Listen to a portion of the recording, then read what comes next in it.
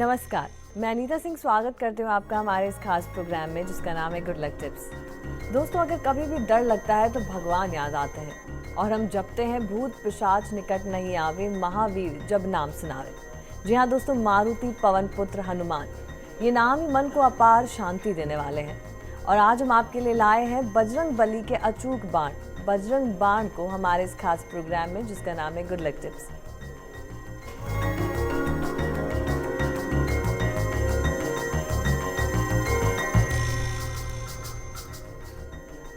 दोस्तों, संकट मोचक हनुमान जी की उपासना जीवन में दुख, भय और चिंता को दूर करने के लिए अचूक मानी जाती है।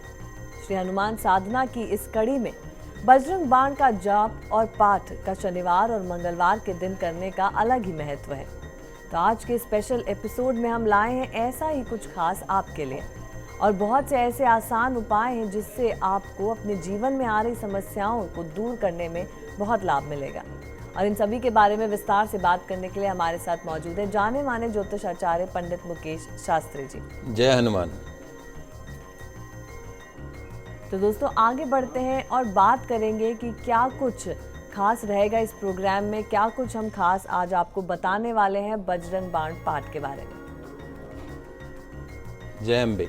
सभी दर्शकों पर भगवान श्री राम, माता सीता और साथ साथ में भगवान श्री हनुमान जी महाराज का आशीर्वाद और कृपा दृष्टि हमेशा बनी रहे। आप सभी का कल्याण हो। दोस्तों, आप किसी भी क्षेत्र में हो, योग्यता के 3 प्रमाण माने जाते हैं: निरंतरता, विश्वसनीयता और समर्पण। हनुमान जी महाराज में ये तीनों गुण मौजूद थे। उनसे बल, बुद्धि और विद्या की हमेशा मांग की जाती है। हनुमान चालीसा के आरंभ के दूसरे दोहे में लिखा गया है: बुद्धिहीन तनु जानिके सुमिरो पवन कुमार, बल बुद्धि विद्या देहु मोहि हरऊ कलेश विकार। अर्थात मैं अपने आप को बुद्धिहीन मानकर जानकर हे हनुमान जी महाराज आपका स्मरण कर रहा हूँ। आप मुझे बल प्रदान करिए, बुद्धि प्रदान करिए और विद्या प्रदान करके मेरे सभी कष्टों को और दोषों को दूर करने की कृपा करें। इसके पीछे सूत्र ये है, मूल भावना ये है कि बुद्धि विश्वसनीय हो, बल में समर्पण का भाव हो और विद्या में निरंतरता यानी सक्रियता बनी रहे, जड़ ना हो जाए। इन तीनों का जब संतुलन जीवन में होगा तो समस्त आपके जीवन के जो क्लेश हैं, जो आपके विकार हैं, वो स्वतः ही दूर हो जाते हैं। तो ये हनुमान जी महाराज की विशेषता है कि वे मनुष्य के क्लेश को और विकारों को पहचानते भी हैं और दूर करना भी जानते हैं। दोस्तों, कलयुग के प्रत्यक्ष व साक्षात देवता श्री हनुमान जी महाराज के चमत्कार से तो आप सभी परिचित हैं। जीवन के समस्त दुख, समस्त संताप को मिटाने के लिए यूं तो हनुमान जी महाराज के कई सारे प्रयोग प्रचलित हैं, लेकिन कुछ ऐसे अनुभूत अनुष्ठान भी हैं जिनका प्रयोग आज तक कभी भी खाली नहीं गया है। बजरंग बाण भी उन्हीं में से एक अनुष्ठान है। मनुष्य जीवन के समस्त भौतिक मनोकामनाओं की पूर्ति के लिए, दुखों से मुक्ति के लिए, कष्टों से मुक्ति के लिए, बाधाओं से मुक्ति के लिए, इन सभी समस्याओं से यदि आपकी शारीरिक, आर्थिक, मानसिक समस्याओं के निवारण हेतु बजरंग बाण का जो प्रयोग है वो बहुत अमोघ माना गया है, विलक्षण माना गया है, बहुत ही दुर्लभ प्रयोग माना गया है। तो जिस भी घर में, परिवार में बजरंग बाण का नियमित पाठ होता हो, अनुष्ठान होता हो, वहाँ किसी भी तरह का दुर्भाग्य कभी प्रवेश नहीं करता, दारिद्र्य वहाँ पर कभी प्रवेश नहीं करता, भूत पेत का प्रकोप वहाँ पर प्रवेश नहीं करता, असाध्य रोग, शारीरिक कष्ट कभी नहीं सताते हैं। समय अभाव के में जो व्यक्ति नित्य पाठ करने में असमर्थ हो, उन्हें कम से कम प्रत्येक मंगलवार को या शनिवार को यह पाठ अवश्य करना चाहिए। बजरंग बाण का नियमित संपूर्ण पाठ किसी भी जातक के जीवन में व्याप्त संपूर्ण कष्ट, घोर संताप को हरने में सक्षम है। तो जो लोग समय अभाव के कारण संपूर्ण पाठ न कर सके, उनके लिए बजरंग बाण का सूक्ष्म, अमोघ, विलक्षण व महाकल्याणकारी प्रयोग आज मैं आपको बता रहा हूं। तो किसी भी अभीष्ट कार्य की सिद्धि हेतु, जो भी आपकी मनोकामना है, यदि आप किसी गंभीर संकट में पड़े हुए हो, आपके जीवन के सामने जीवन और मरण का प्रश्न बना हुआ हो, कोर्ट कचहरी में आप गंभीर संकट में पड़े हुए हो, शारीरिक रूप से आप अक्षम हो, किसी गंभीर बीमारी से आप ग्रसित हो, लाख प्रयास के बाद में भी आपका भाग्य आपका साथ नहीं दे रहा हो, आपको लगता हो कि आपका दुर्भाग्य आपका पीछा नहीं छोड़ रहा हो, आपको लगता हो कि माँ लक्ष्मी जो है वो आपसे रूठी हुई हो, तो इन सभी समस्याओं के समाधान के लिए आपको शुक्ल पक्ष के प्रथम मंगलवार से बजरंग बाण का अनुष्ठान प्रारंभ करके 40 दिन तक आपको इस अनुष्ठान को अगर आप करते हैं तो निश्चित तौर पर आपकी सारी मनोकामनाएं पूर्ण होती, गंभीर से गंभीर संकटों से भी आपको मुक्ति मिलती है।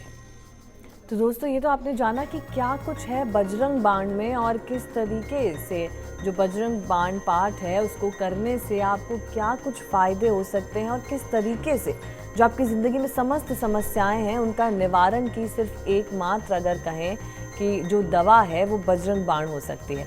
तो पंडित जी, ये तो हमने बात करी कि कार्य सिद्ध करने के लिए कि ये विधि की बात हम कर रहे थे कि किस तरीके से बजरंग बाण का क्या महत्व है, लेकिन अगर हम इसकी बात करें तो विधि विधान के हिसाब से किस तरीके से इसको प्रयोग में लाया जा सकता है? जी हाँ, आज आपको मैं जो अनुष्ठान बता रहा हूँ बजरंग बाण का, उसके लिए एक विशेष विधि है। आप स्वयं अपने घर पर आप इस विधि के द्वारा बजरंग बाण का अनुष्ठान कर सकते हैं। आप स्वयं उसको कर सकते हैं, किसी पंडित को बैठा के करवाने की ज़रूरत नहीं। यदि आप स्वयं करते हैं तो निश्चित तौर पे आपको फ़ायदा होता है। तो आपको करना यह है कि किसी भी शुक्ल पक्ष के प्रथम मंगलवार को या शनिवार को प्रातः स्नान आदि से निवृत्त होने के पश्चात में, अभी शुक्ल पक्ष चल भी रहा है, तो शुक्ल पक्ष के प्रथम मंगलवार या कोई भी शुक्ल पक्ष का मंगल शनिवार को तो प्रातःकाल स्नान आदि से निवृत्त होकर लाल वस्त्र धारण करके आपको अपने पूजा का जो घर है, पूजा को जो स्थान है, वहाँ पे एक ऊनी आसन आपको काम में लेना है। तो ऊनी आसन पे पूर्वाभिमुख होकर अर्थात पूर्व दिशा की तरफ मुख करके आपको आसन ग्रहण कर लेना है। तत्पश्चात में आपको आचमन और प्राणायाम करके भगवान श्री राम और भगवान श्री हनुमान जी की पूजा का आपको संकल्प करना है। संकल्प करने के पश्चात में अपने सामने आपको एक चौकी की स्थापना करनी, चौकी अर्थात बाजोट की आपको स्थापना करनी है। उस बाजोट के ऊपर आपको एक लाल वस्त्र बिछा लेना है। लाल वस्त्र बिछाकर उसके ऊपर आप केसर से या हल्दी से या कुमकुम से आपको स्वस्तिक का चिन्ह बना लेना है। स्वस्तिक का चिन्ह बनाने के पश्चात में आपको वहाँ पे एक चावल की हल्दी से रंगे हुए, हरिद्रा से रंगे हुए चावल की ढेरी को आप स्थापित कर दीजिए और उस जो आपने चावल की ढेरी के ऊपर जो आपने रखी है वहाँ पे आपको सबसे पहले हनुमान जी महाराज, श्री सीताराम जी दरबार का एक मनमोहक चित्र या मूर्ति आपको वहाँ पर लाल वस्त्र पर अपने समक्ष स्थापित कर लेनी है। ये ध्यान रखें कि महावीर हनुमान जी महाराज के किसी भी अनुष्ठान में अथवा पूजा में अखंड दीप का विशेष महत्व होता है। तो आइए आपको मैं ये बता देता हूँ कि अखंड दीप बनता कैसे है, उसकी क्या विधि है। तो इसके लिए क्या करना है आपको, आप लिख लीजिए। बहुत ही चूक मैं आज आपको चीज़ बता रहा हूँ। इस जो अखंड दीप का इसका विशेष महत्व, कोई भी आप हनुमान जी महाराज का अनुष्ठान करें, चाहे हनुमान चालीसा का पाठ करें, लेकिन इस दीप का विशेष महत्व है। तो इसके लिए क्या करना है, आपको 5 प्रकार के अनाज लेने हैं। कौन कौन से अनाज लेने हैं? गेहूं, चावल, हरे मूंग, काले उड़द और काले तिल। एक एक मुट्ठी में जितने ये अनाज आए, इस अनाज को लेके और अनुष्ठान से पूर्व, यानी जैसे आप मंगलवार को कर रहे हैं तो सोमवार की रात्रि को, शनिवार को कर रहे हैं तो शुक्रवार की रात्रि को एक एक मुट्ठी प्रमाण में लेकर आप उसको पानी में भिगो दीजिए और उस पानी में थोड़ा सा शुद्ध गंगा जल भी आप उसमें डाल दीजिए। अगले दिन आपको क्या करना है, अनुष्ठान वाले दिन इन अनाजों को ग्राइंडर में, मिक्सी में आप इसको पीस सकते हैं। जब आप उसको पीस लेंगे तो उस एक पेस्ट बन जाएगा। बहुत ज़्यादा अगर वो गीला पेस्ट हो तो उस पेस्ट में थोड़ा सूखा आटा मिला के उसका आपको एक बड़ा दीपक बना लेना है। उस पेस्ट का जैसा भी दीपक बने, जरूरी नहीं है कि पूरी शेप आए, थोड़ा आड़ा तिरछा भी वो बन सकता है, लेकिन आप उसका दीपक बना लीजिए। लगभग इतना बड़ा वो दीपक बनेगा। उस दीपक को एक प्लेट में रख लीजिए। अब उसमें जो बत्ती काम में लेनी है, उसके लिए आपको क्या करना है कि जो हम कलावा बांधते हैं, लच्छा मोली जिसको बोलते हैं, हाथ में लाल धागा जो बांधते हैं, उसका आपको प्रयोग करना है। तो यदि आप अपने स्वयं के लिए कर रहे हैं, अपने बच्चे के लिए कर रहे हैं, या अपने किसी भी और परिजन के लिए कर रहे हैं जिसको किसी को शरीर का कष्ट है, या जो भी आपकी मनोकामना है, यदि आप स्वयं के लिए कर रहे हैं तो आपको क्या करना है कि उस जो आपने कलावा लिया है, लच्छा मोली जो ली है, उसका एक गट्टा लेना है आपको। उस गट्टे को, मोली को सिर से पांव तक सिर से पाँव के अंगूठे तक की लंबाई आपको 5 बार नापनी है। कितनी बार? 5 बार आपको लंबाई नापनी है। फिर उस जो आपने 5 लंबाई नापी है, मान लीजिए आपकी 5 फुट लंबाई है तो 25 फुट लंबी वो मोली हो गई। फिर उसको फोल्ड करके और उसको बट के उसकी बत्ती बनानी है। कब तक बटना है उसको? जब तक वो हथेली जितनी लंबी रह जाए, लगभग इतना 1 इंच जो है वो मोटी हो जाएगी, हथेली जितनी लंबी वो बत्ती बन जाएगी। उस बत्ती को आपने जो दीपक बनाया है वो अखंड दीप के लिए, उसमें आप तिल का तेल या चमेली के तेल डाल के उसमें उस बत्ती को आपको रखना है और उसके अंदर आपको उस दीपक को प्रज्वलित कर देना है। इस प्रयोग में, इस अखंड दीप में जो हम आपकी जो 5 लंबाई जो नाप रहे हैं, इस 5 लंबाई में आपका जितना दुर्भाग्य है, जितनी रोक है, जितनी रुकावट है, जितना आपके ग्रहों का दोष है, जितना आपका दुर्भाग्य है, वो सब उस 5 लंबाई में आ गया। जैसे जैसे वो बत्ती जलती जाती है वैसे वैसे आपका दुर्भाग्य खत्म होता जाता है, रोक खत्म हो जाती है, रुकावट खत्म हो जाती है, ग्रहों का दोष खत्म हो जाता है। 5 अनाज जो हम ले रहे हैं उसके अंदर राहु केतु और शनि की शांति के लिए काले तिल और काले उड़द ले रहे हैं। सूर्य की शांति के लिए हम गेहूं ले रहे हैं। बुध की शांति के लिए हम हरे मूंग ले रहे हैं। तो कुल मिला के ये 9 ग्रह का दीपक है। तो 9 ग्रह के दीपक में जब आपकी 5 लंबाई वाली जो बत्ती जलती है तो वह आपके तमाम कष्टों को, आपके तमाम दुखों को खत्म करती है। वेंटिलेटर वाला उपाय हम इसको बोलते हैं। जब भी कोई वेंटिलेटर मतलब जब भी कोई मशीन पे इंसान आ जाता है, डॉक्टर कहता है कि अब कोई बचने की संभावना नहीं है, तब हम इस उपाय को करते हैं। जैसे जैसे वो बत्ती जलती जाती है वैसे वैसे उस इंसान में स्वतः ही सांसें वापस आने लग जाती हैं। तो इस प्रकार आपको अखंड दीप बनाना है और अखंड दीप बना के आपने जो चौकी बाजोट जो आपने रखी है वहां पर उस दीपक को प्रज्वलित कर देना है। अब आपको क्या करना है कि भगवान राम जी और हनुमान जी महाराज की विधि विधान पूर्वक आपको पूजा करनी है, पंचोपचार पूजा करनी है। धूप दीप नैवेद्य उनको अर्पण करने, पान सुपारी फल दक्षिणा इत्यादि आपको अर्पण करने हैं। अब आपको शुद्ध उच्चारण के साथ में हृदय में हनुमान जी व सीताराम जी की दिव्य छवि का ध्यान करके बजरंग बाण का संपूर्ण पाठ आरंभ करना है। यदि संपूर्ण पाठ संभव ना हो तो बजरंग बाण का एक चमत्कारी दोहा भी आज मैं आपको बता रहा हूं। आप लिख लीजिए इस दोहे को, बहुत ही चमत्कारिक और दुर्लभ दोहा है। इसका प्रयोग कभी भी खाली नहीं जाता है। दोहा इस प्रकार है, चरण शरण कर जोरी मनावो, यही अवसर अब के ही घोरावो, उठ उठ चलो तो हे राम दुहाई, पाए परो कर जोरी मनाई। आपको इस दोहे का जाप पुनः एक बार मैं आपको इस दोहे को बता देता हूं। चरण शरण कर जोरी मनाओ, यही अवसर अब के ही गोहराओ, उठ उठ चलो तो हे राम दुहाई, पाए परो कर जोरी मनाई। आपको इस दोहे का जाप कम से कम 108 बार अवश्य करना चाहिए। यह ध्यान रखें कि इस प्रयोग को, इस अनुष्ठान को कम से कम 40 दिन तक आपको करना है। निश्चित तौर पर आपकी जितनी भी परेशानियां हैं, न केवल आपको उनसे मुक्ति मिलेगी बल्कि आपका मन वांछित कार्य भी निर्विघ्न रूप से पूरा हो जाएगा। तो इस प्रकार आपको रोज इस बजरंग बाण का पाठ करना है। बजरंग बाण के पाठ के पश्चात में आपको भगवान हनुमान जी की, भगवान राम जी की आपको आरती करनी है। आरती के बाद में पुष्पांजलि करनी है। पुष्पांजलि के बाद में आपको क्षमा प्रार्थना करनी है कि जो मेरे इस अनुष्ठान में, मेरी आज की पूजा में यदि मुझसे कोई गलती हो गई हो, भूल हो गई हो तो मुझे माफ़ कीजिएगा, अपना आशीर्वाद प्रदान करिए और मेरे तमाम संकटों को, मेरे तमाम कष्टों को आप दूर करिए। इसी प्रार्थना के साथ में आपको क्षमा प्रार्थना करनी है। दोस्तों, ये तो आपने जाना बहुत ही दुर्लभ और चमत्कारिक उपाय है बजरंग बाण का पाठ, और साथ ही किस तरीके से आपको अनुष्ठान करना है और किस विधि विधान के साथ ये पूजा आपको पूरे 40 दिन तक करनी है। और फिर जो भी आपकी समस्याएं हैं, शारीरिक, आर्थिक, मानसिक, सभी पर आप देखिएगा किस तरीके से अंकुश लगेगा और साथ ही आप किस तरीके से सफल होंगे अपनी ज़िंदगी में। तो पंडित जी, ये तो थी विधि और विधान की सब बातें। हम आगे जानेंगे कि क्या कुछ सावधानियां हमें बरतनी है, लेकिन वक्त एक छोटे से ब्रेक का। जल्द हाजिर होंगे सभी सावधानियों के साथ इस ब्रेक के बाद।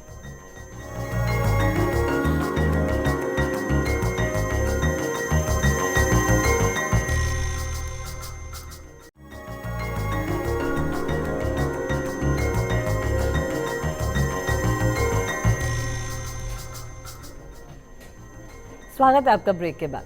दोस्तों, ब्रेक पर जाने से पहले हमने आपको बताया था कि किस तरीके से बजरंग बाण का पाठ आप करें, क्या कुछ विधि आपको इसके लिए अपनानी चाहिए।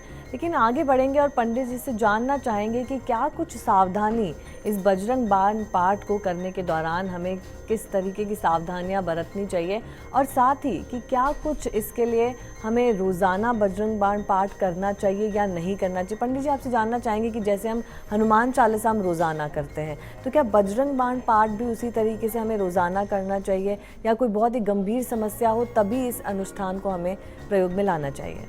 जी, देखिए, एक विशेष बात जो मैं आपको बताना चाहता हूँ वो ये है कि हनुमान चालीसा का पाठ आप नियमित रूप से कर सकते हैं, लेकिन बजरंग बाण का जो अनुष्ठान है, बजरंग बाण का पाठ आपको तभी करना चाहिए जब आप किसी गंभीर संकट में पड़े हुए हो, आपके सामने जीवन मरण का प्रश्न बना हुआ हो, आप किसी असाध्य बीमारी से पीड़ित हों और मृत्यु के द्वार पर आप खड़े हों, कोर्ट कचहरी में आप बहुत परेशान हो रहे हो। कारण क्या है कि बजरंग बाण के अंदर हनुमान जी महाराज को शपथ दी जाती है श्री राम की कि अगर आपने हमारा ये काम नहीं किया तो आपको, श्री राम जी की शपथ है, सौगंध है आपको, तो कभी भगवान को सौगंध नहीं देनी चाहिए। और अगर श्री राम जी की हम उनको सौगंध दे देते हैं तो हनुमान जी महाराज के लिए बड़ी विकट परिस्थिति हो जाती है। वो राम दरबार की सेवा में हैं और आप बजरंग बाण कर रहे हैं, उनको सौगंध दे रहे हैं, तो वो राम जी की सेवा करें या आप राम जी की सौगंध को मान के आपके काम को करें। तो बजरंग बाण का जो अनुष्ठान है वो अनुष्ठान हमेशा तभी करना चाहिए जब आप किसी बड़ी समस्या में पड़ गए हों, तभी आपको इस अनुष्ठान का करना चाहिए। और इसके लिए एक विशेष समय भी होता है। वो समय क्या होता है? सुबह 8 से 11 या रात को 8 से 11। ये वो समय होता है जब भगवान हनुमान जी महाराज राम जी की सेवा से फ्री होते हैं, निवृत्त होते हैं।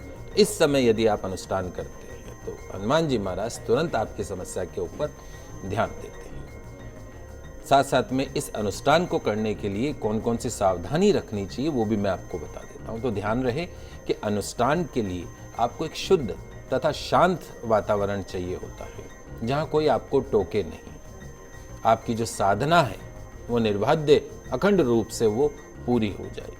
यदि घर में ये संभव और सुलभ ना हो तो कहीं एकांत स्थान पे या आसपास में कहीं हनुमान जी का मंदिर हो, जहाँ एकांत स्थान हो, वहां पे इस अनुष्ठान को आपको करना चाहिए।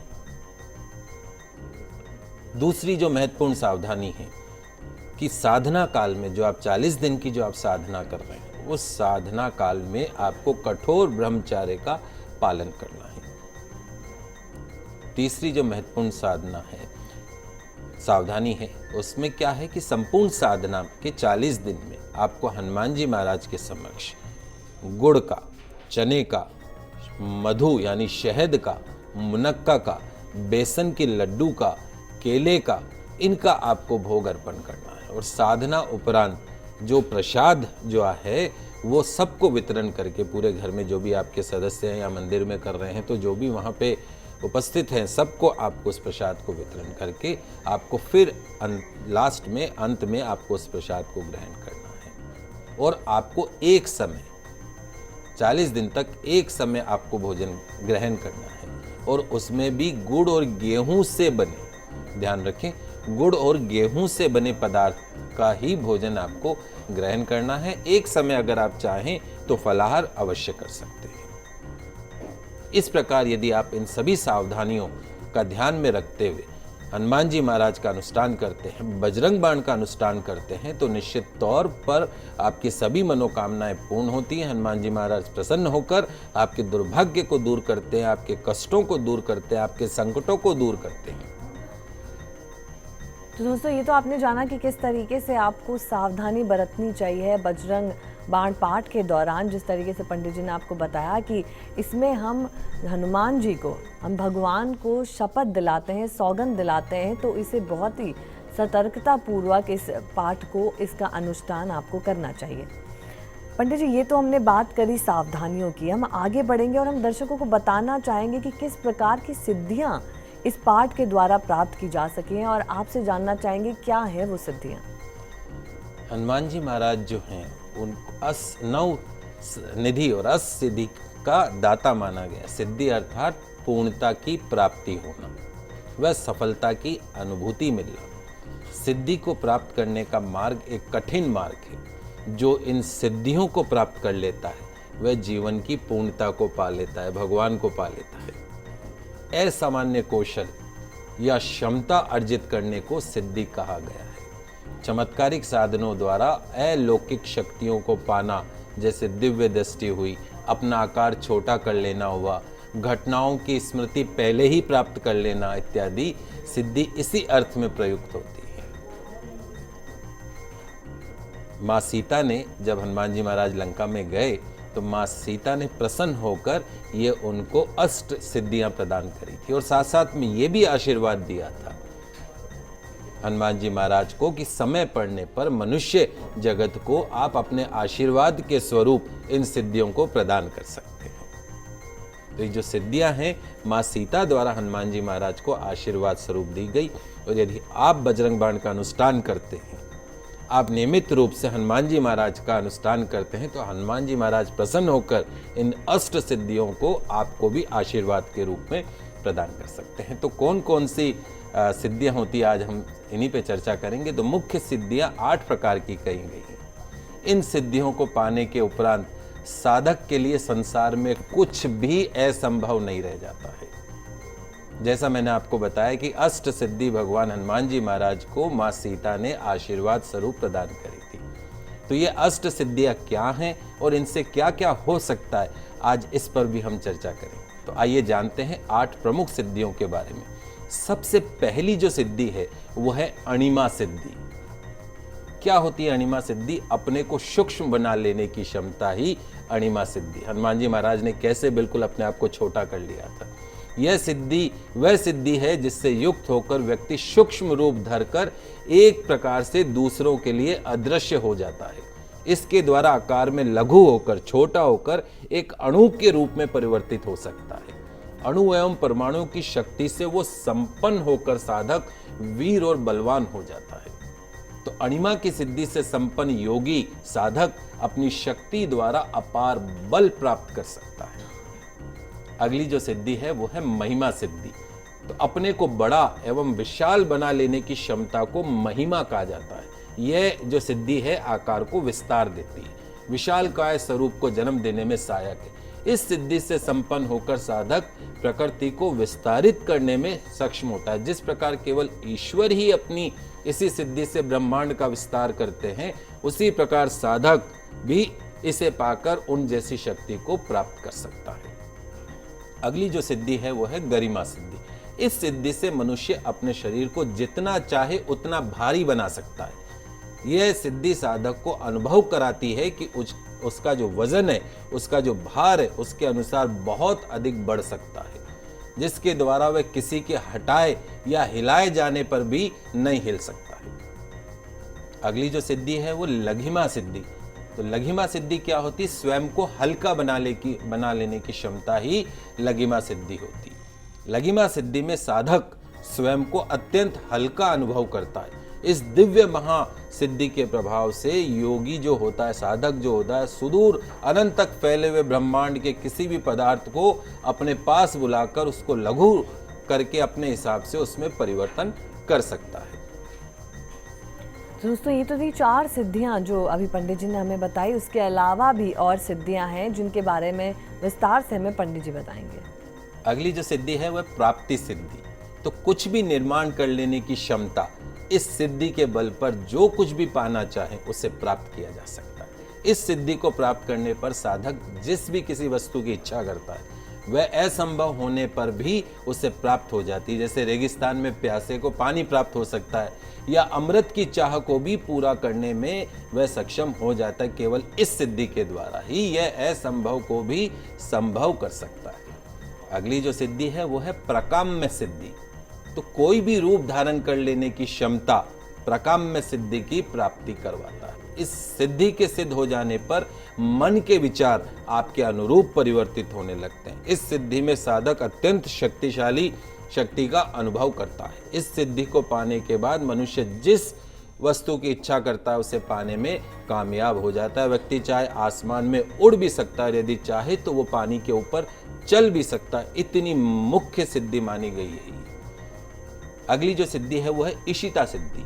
तो हर सत्ता को जान लेना और उस पर नियंत्रण करना ही इस सिद्धि का अर्थ है।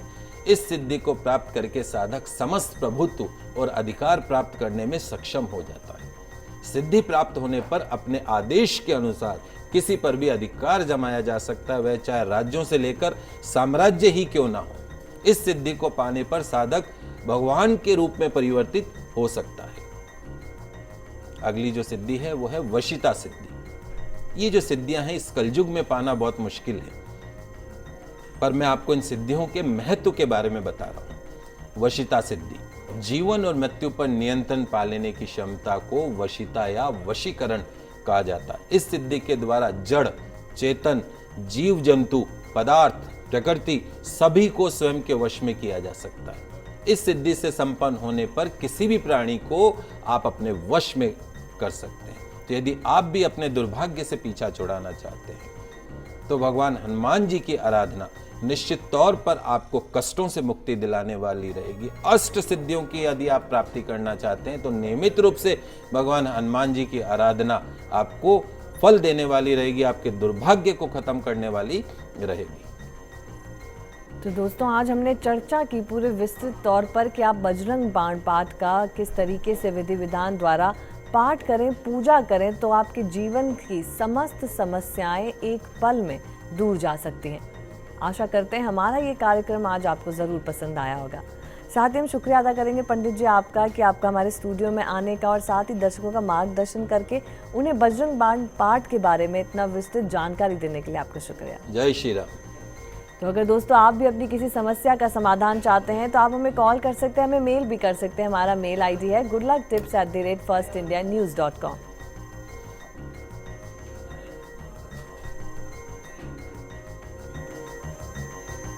तो दोस्तों, सोमवार को फिर आपसे होगी मुलाकात। तब तक के लिए दीजिए हमें इजाजत। खुश रहिए और रखिए अपना ख्याल। नमस्कार।